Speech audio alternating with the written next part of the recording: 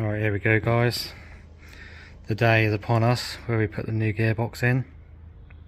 I thought I got ahead of myself today and got the car here and just started stripping it all apart.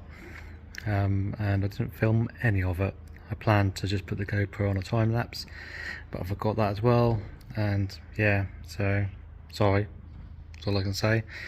But we are going to be taking the race car engine out and dropping all the subframe at the back here, so if you want to see that, then just let me know and I'll time lapse it. But the new race engine, or the second hand race engine, is here, so that's going to be in the next coming weeks.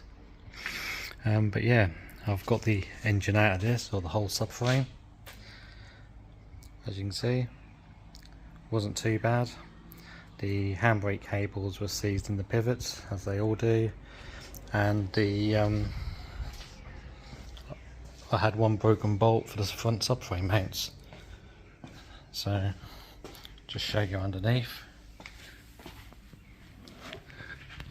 There's enough, you can probably see that. There you go, one broken subframe mount. That's not too bad in here, so I might clean this up and give it a little bit of protection, a little bit of under seal. And while I'm in here as well, I'll give these brake pipes a bit of a clean and a paint as well. As I say, there's nothing wrong with them, but they might know in the future, just like protecting them for the future really. As I say, this is a really clean car for what it is. Up here. That's the engine bay there. But yeah, that's all out and about. And I've got my new gearbox here. I say new, it's a second hand one. I have a known good car that I've just cleaned and painted, and then I've got some nice shiny powder coated bits from MGFnTFBitz, because this cross member here, they tend to rot out at the bottom there, and I hadn't got this car on the ramp yet, so I don't know what the condition is. So the idea was just to like recondition that area basically, so I ain't got to think about it ever again, or in the process of me having this car anyway. But yeah, that's all out. So what I'm going to do now, this is on its trolley, is to give it a steam clean and a good old clear up, and start whipping the box out. I had noticed there's a couple of things, like these roll bar bushes. I've seen better days. You can see where I've tried to take that off and it's just rounded off. So I've got some new links coming, some new bolts. And these upper ball joints, as you can see, they're really crusty, so I've got some new ones of them coming, and I've also got some lowering springs to fit, so I'll probably do that while I've got good access to it at the back, sorry, and then just stick them on, and then do the fronts as well, because the fronts are easy enough to get to with the subframe in. So it's only just that bottom bolt and that top nut there, and the whole unit comes out. And the only other thing that I've noticed is the front subframe mounts are a little bit crusty, so I think what we'll do is I've got some second-hand stainless ones kicking around somewhere, so we'll just swap them out just to be on the safe side. So yeah, as you can see, that subframe cross member isn't too bad, just a bit dirty really, but while we was in there I thought we'd better just do it. So what I'm going to do is I'm going to dig out the pressure washer, the hot wash, and some cleaner fluid and block off the throttle body and give it a good old blast. Right, there we go, it's all washed off, looking 100 times better than what it was, covered in dirt and grime and grease. It seems that I may have an oil leak coming down the back of the exhaust, so maybe a cam seal. I did notice there is a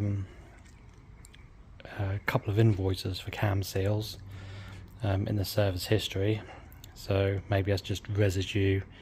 They don't look fresh, just look like it's old oil with a load of dirt caked to it. So yeah, well, as it's all clean now, we can now properly monitor that and see if there is a oil leak. So now what I need to do is I need to block the engine onto the crate and then start taking all the drive shafts out and getting the gearbox removed. So again, it's just nuts and bolts, so not really much to see. So I'll just crack on and do that, and then hopefully I'll come back to you when we're all ready to go back together. Alright, so I thought I'd give this area a bit of a clean up. You see, very prone to rust, so I just gave it a little doused over with some soapy water and a little bit of a wide brush just to break up the surface rust. These are the areas that I was telling you about that normally go, and this side is a little bit worse. You can see in there.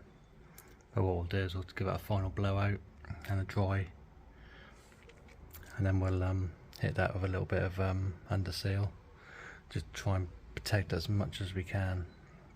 And I've drilled and tapped that bolt out.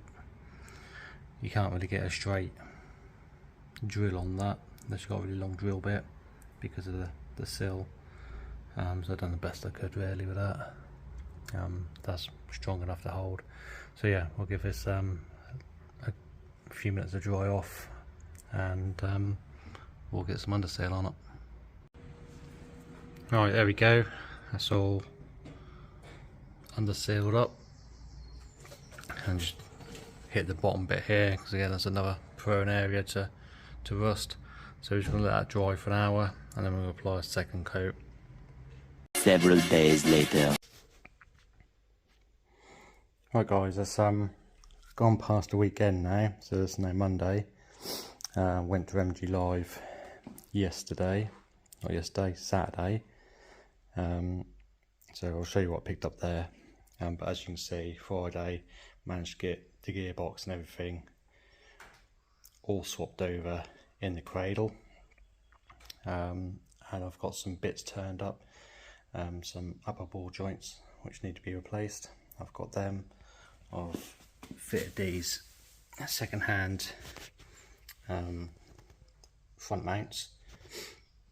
So the other ones are just, they won't rot through, but they're just a little bit crusty. I had these laying around, so I thought, why not, basically.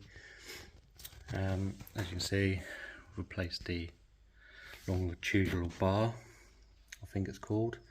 Again, the other one wasn't rotted, but I know they do rot through, so I've got one just to be on the precaution side really.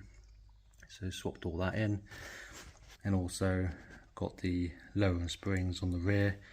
So these came second hand IBAC lowering springs. Came already with the shocks. The only thing I did do is I replaced all the top mount rubbers as well, and the bolts, because I know they can be a bit of a nightmare to do as well. So just replace it, just precautionary really. Saves that, you know, being, if I ever have to take it apart again for another reason, then just makes it a lot nicer to pull out. As you can see, the push is a little bit on the solid state side. So yeah, that's all in there. The subframe's not in bad condition, a little bit of surface rust on it, but it's not rotted or anything.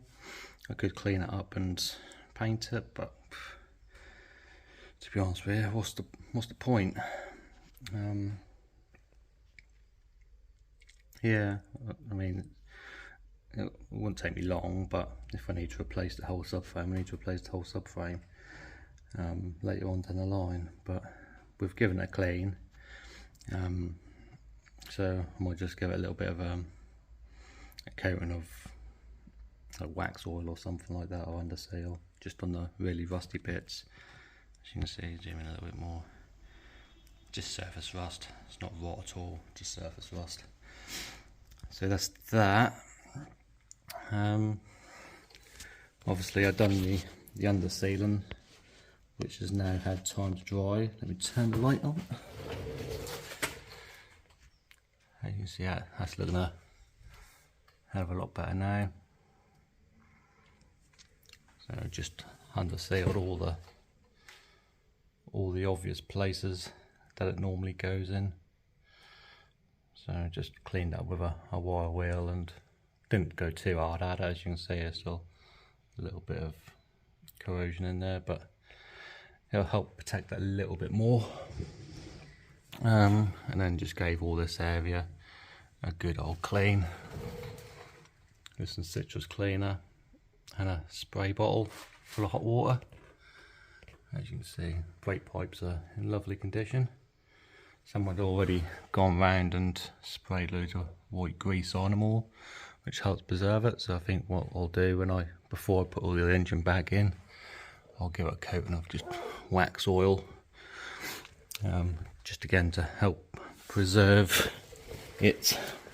Right, the other thing that I needed to mention is that ever since I fitted the exhaust, I've always had almost sound like an air-cooled Beetle sound while driving it, and I've been chasing leaks, but not really got anywhere. So once I had the engine out, I took the covers off and obviously gave it a steam clean, and saw that the manifold was cracked. So I was thinking that was going to be the downpipe, but it's actually the manifold. I don't know if you can see that in there, but it's cracked all the way around on that runner. Again, all around the back.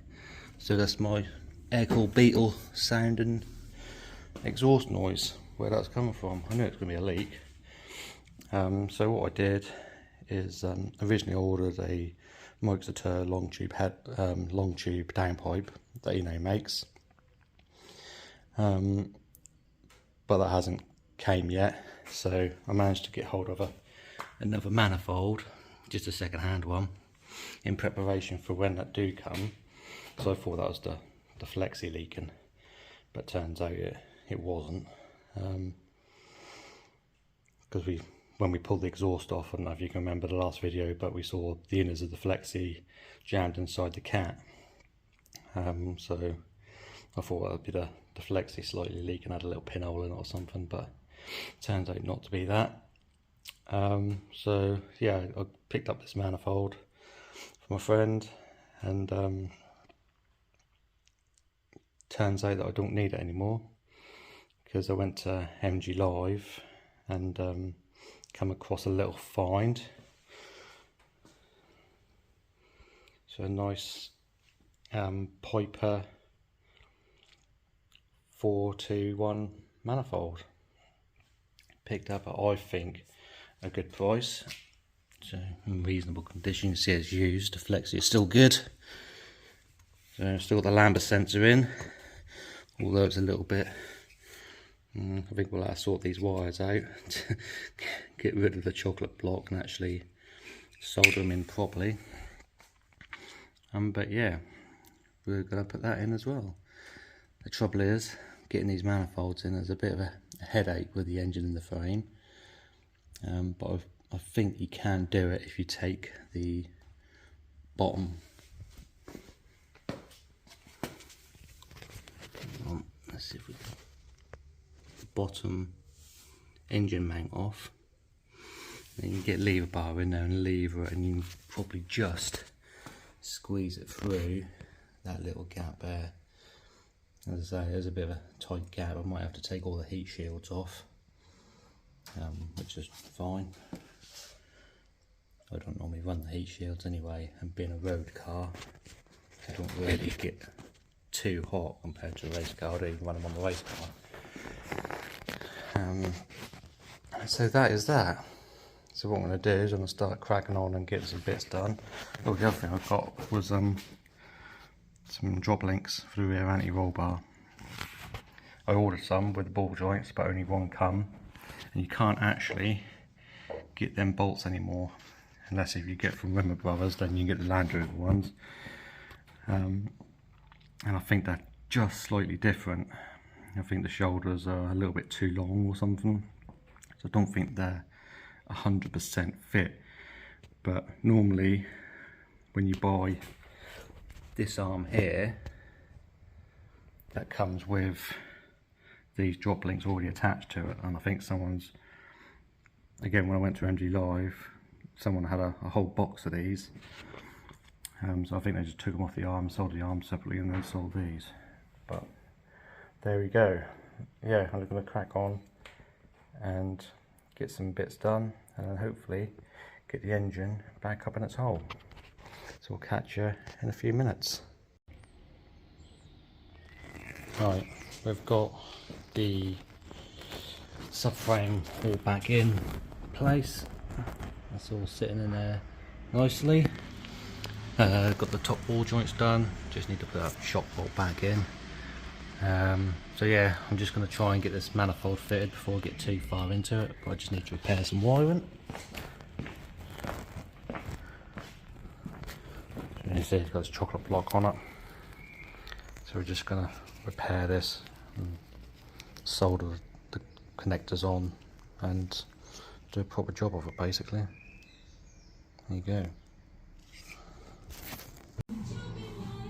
There we go, it's all repaired now, so we're just going to tape this up with some loom tape and then get this manifold fitted. Alright, there we go, that's the manifold all fitted. I don't think you can see much, but that's what it is. The only thing I'm not happy about is that coolant pipe. It wants to touch the manifold, so I've put a little zip tie around there just to hold that back out the way. And I've been in contact with Funk Motorsport, who do a lot of heat controlled stuff for turbos and manifolds and all that sort of stuff. I've ordered a couple of bits to wrap the coolant pipe in and the manifold, so just got to wait for that to turn up, and then we'll get them on. And also replaced the coolant pipes with stainless ones because the other ones are just rotted out. So while we're in there, we might as well do it. So jobs left to do. I need to fit the mics to a bell crank, need to fit the exhaust, and I'm still waiting for a clamp for the manifold to the flexi, but my race car runs the same setup, so I'll rob the clamp off that for now, as that is out of action, and we'll put the new one on the flex on the race car. What else has been happening? Let me just crawl out from underneath. I've started putting coolant in it. I've got the roll bar on, new links with all new bolts and stuff, so that's all looking rather nice. I'm not sure if there's cameras. There we go. That's not focusing very well today. Got that shock bolt in, upper ball joints, all the brakes all built up now, so it's literally just a case of getting the exhaust on, getting the coolant all bled up, and I think we're pretty much connected at the top here, apart from the air filter, but we'll leave that last. I need to bleed the clutch as well, but yeah, we'll don't know if you can see that pipe any clearer there, but yeah, just a couple more jobs to do and get it started and see what it's all about.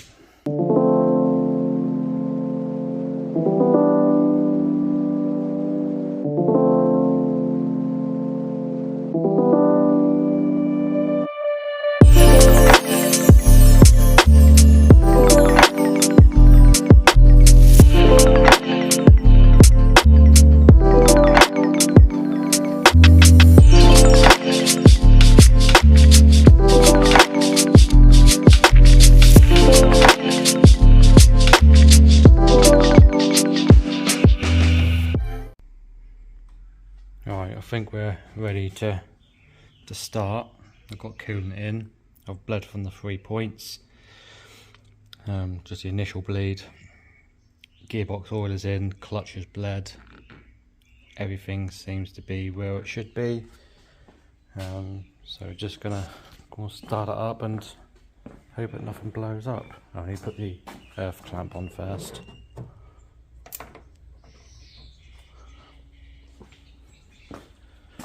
Right.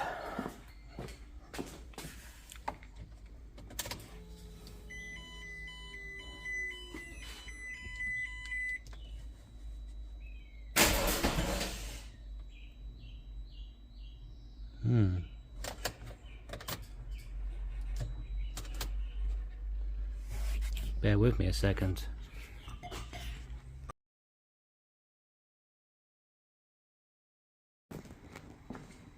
Right, we'll try that again, shall we?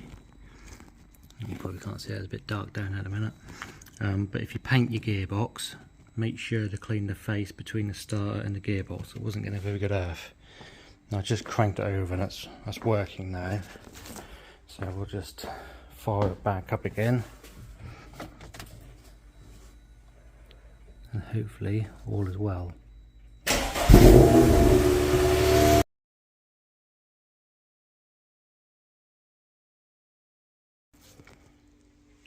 Alright, so I thought I'd just chuck on these front shocks with the lowering springs, because I've obviously already done the rear while the subframe was out. I just removed this bolt. I don't know if you can see it or not, but it's proper bent right where the threads start in the middle of the screen. This little bit here. It's not going to focus, is it? No. There you go. But yeah, that bolt is bent, which is lucky. I've got all new bolts, so we're just going to whip this off, which is just that literally 15mm bolt. Again, they do have a tendency to break because of they bend and they just shear off at that weak point, and then it's just a case of I like to move that fuse box tray and it's just top mount and the whole shock assembly comes out. And I've got new top bushers to go in, genuine ones, and I've got new bolts to go in as well. So I'm just going to get these swapped over at the front. It's all start up, it's all bled, so I'm just letting it cool down for a minute, and I'm going to check all the levels and just make sure there's no airlocks, and then hopefully I can put the cover on and just take it down for a small drive to see what it's all about. Right, let's get these shocks changed and then we'll go from there. Alright, so this is what I got. These are H&R springs on some half decent standard shocks. Got some new top mounts. I did order the poly ones, but they didn't have none in stock, so they sent me out these ones instead, which is fair enough. They rang me beforehand just to let me know. And I was okay with that. Again, brand new bolt. Anything I'm going to need is this top hat rubber, and then just got to stick it all in. I did have a little bit of a mishap, as in the whole shock assembly unscrewed. Made a great old mess everywhere, so I need to clean that up. I was just being lazy and I was just using the impact gun on the top nut. Sometimes they'll buzz out, other times that will happen. So if you want to save your shock, just make sure you use the 5mm Allen key on the top with a 17mm spanner. I wasn't too bothered. I have had this happen to me before. So yeah, I mean, look at the state of the shock. I won't be using that again anyway. So, right, I'm gonna get all this assembled, clean that mess up and get it all back in, and then do the other side.